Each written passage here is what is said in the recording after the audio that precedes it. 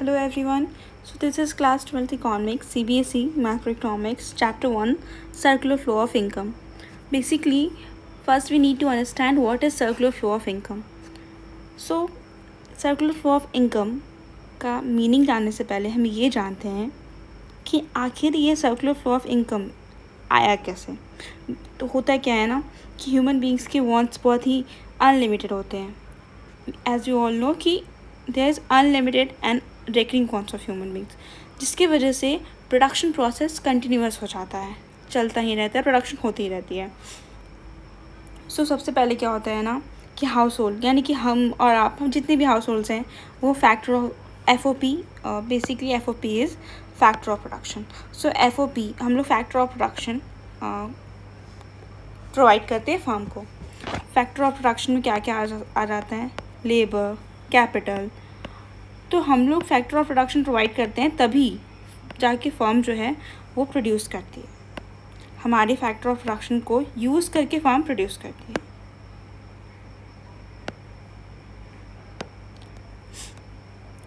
Firm ने production किया तो ये हमारा जनरेशन फेज़ है. ये हमारा फर्स्ट फेज़ है जो कि जनरेशन फेज़ होता है.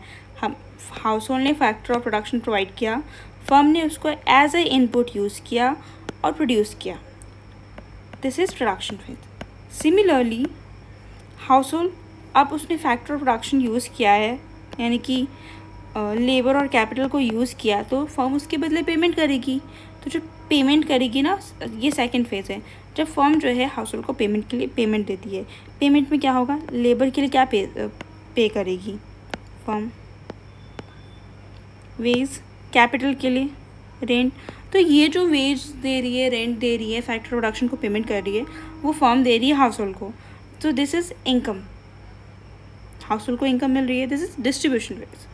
Then third is household जो है, अब प्रोडक्शन हो गया तो हाउस होल्ड भी अपनी नीड्स को फुलफ़िल करने के लिए वो गुड्स खरीदेगी. जो गुड्स और सर्विसेज प्रोड्यूस हुए हैं वो हाउस होल्ड खरीदती है.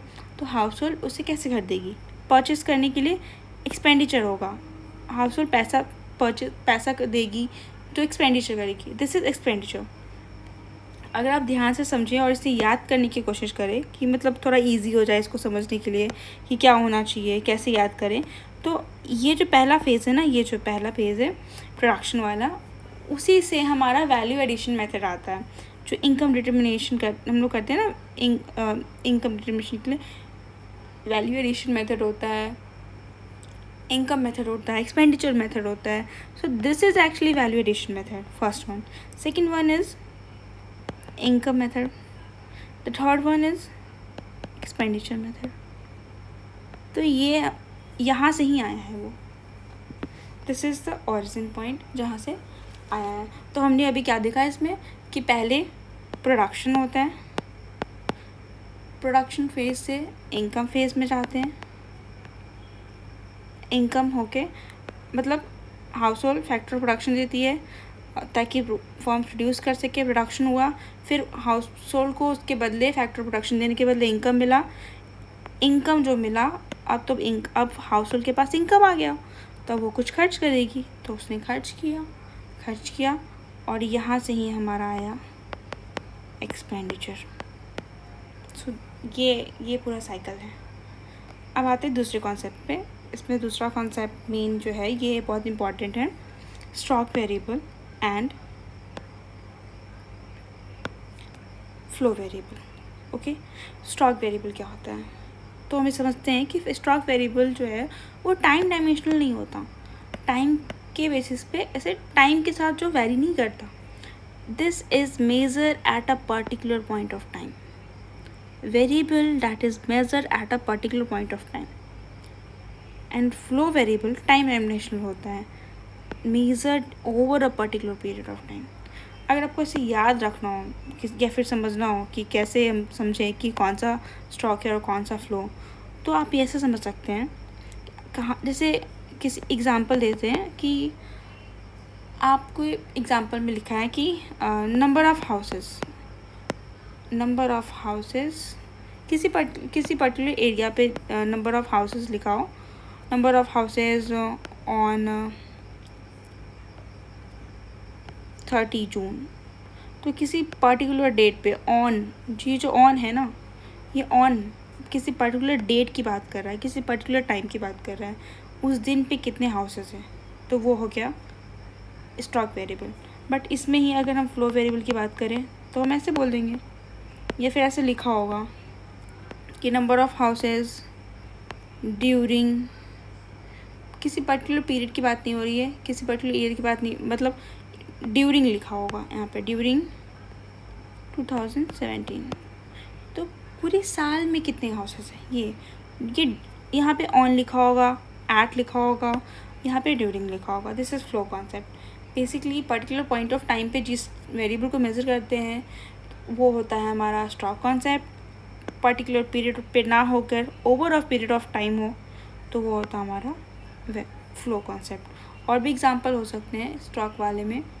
स्टॉक के एग्जांपल्स हैं जैसे हम लोग किसी नेशनल वेल्थ, ठीक है, तो नेशनल वेल्थ तो एक पर्टिकुलर पॉइंट पे देखेंगे ना, आज के डेट पे है या फिर किसी पर्टिकुलर डेट पे पर्टिकुलर टाइम पे कितना वेल्थ है। नेशनल वेल्थ हुआ, नेशनल कैपिटल हुआ, नेशनल कैपिटल, ये, या फिर मनी सप्लाई जो हम लोग बोलते हैं ना, मनी सप्लाई कितना होगा पर्टिकुलर पॉइंट ऑफ टाइम पे वो टाइम। लेकिन ये पर्टिकुलर पॉइंट की बात है, ये टाइम डायमेंशनल नहीं है। टाइम डायमेंशनल नहीं है मतलब टाइम के साथ वैरी नहीं कर रहा हो जो, या फिर टाइम के साथ वैरी करने की वो नहीं है। एक बात ये है कि एक पर्टिकुलर पॉइंट पे कि क्या है उसका, हम लोग कैसे क्वान्टिफाई कर सकते हैं पर्टिकुलर पॉइंट पर टाइम पे। पर फ्लो वाले में होता है कि during a day, during week, during year, तो एक पूरे ओवरऑल पीरियड ऑफ टाइम की बात होती है इसमें। चलिए दूसरे टॉपिक पे चलते हैं। इसी में इसका सब टॉपिक जो है वो है सर्कुलर फ्लो ऑफ इनकम का। जो सर्कुलर फ्लो है उसके टाइप्स क्या क्या होता है। तो सर्कुलर फ्लो का बेसिकली 2 टाइप है, ठीक है। इन दोनों में पहला है रियल फ्लो, दूसरा है मनी फ्लो। रियल फ्लो का मतलब है रियल चीज़ें हैं, जो फैक्टर ऑफ प्रोडक्शन है। हमारा फैक्टर ऑफ प्रोडक्शन क्या था, लेबर कैपिटल, ठीक है। तो अगर हमारा रियल फ्लो कैपिटल, लेबर और कैपिटल का फ्लो हो रहा है हाउस होल्ड की तरफ से फर्म क्यों जा रहा है, तो ये जो फ्लो है इसको हम लोग रियल फ्लो बोलते हैं।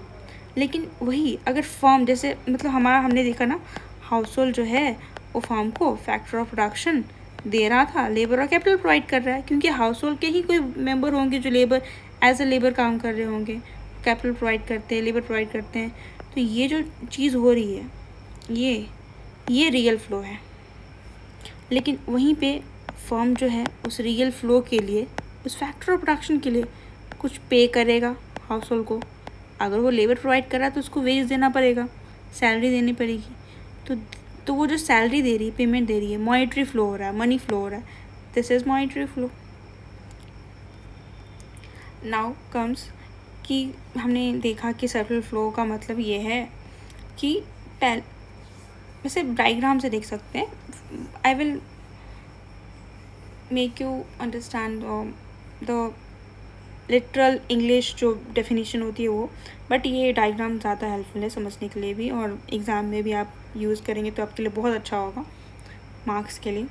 तो पहला क्या है ना कि हाउस होल्ड ने क्या किया, फैक्टर सर्विसेज दिया, ठीक है। हाउस होल्ड ने फैक्टर सर्विसेज दिया, ये हमने देख लिया। ये रहा हाउस होल्ड फैक्टर सर्विसेज दे रहा है, ये रहा। मतलब फैक्टर सर्विसेज का क्या मतलब है, हाउस होल्ड जो है लेबर और कैपिटल दे रहा है, उसके बदले फर्म क्या प्रोवाइड कर रहा है, factor payment.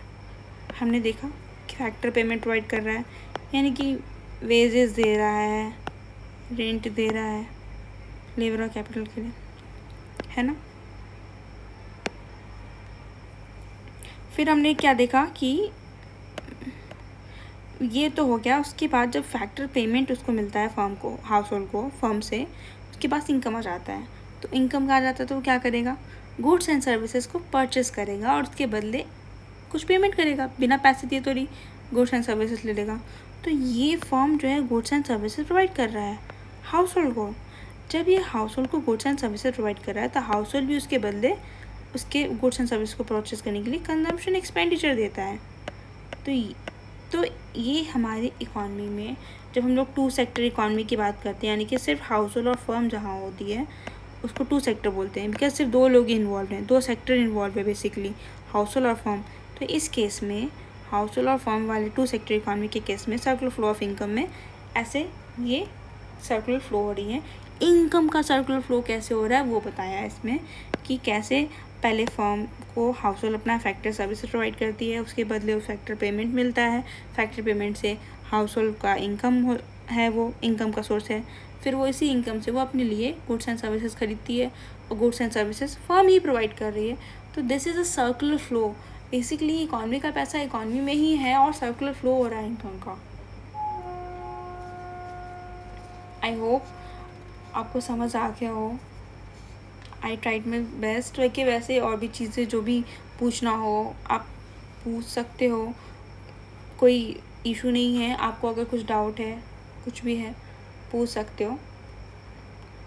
Circular flow of income क्या बहुत ही छोटा सा कॉन्सेप्ट है, but it's very important, because circular flow of income first chapter है मैक्रो इकोनॉमिक्स का, and this is very basic thing.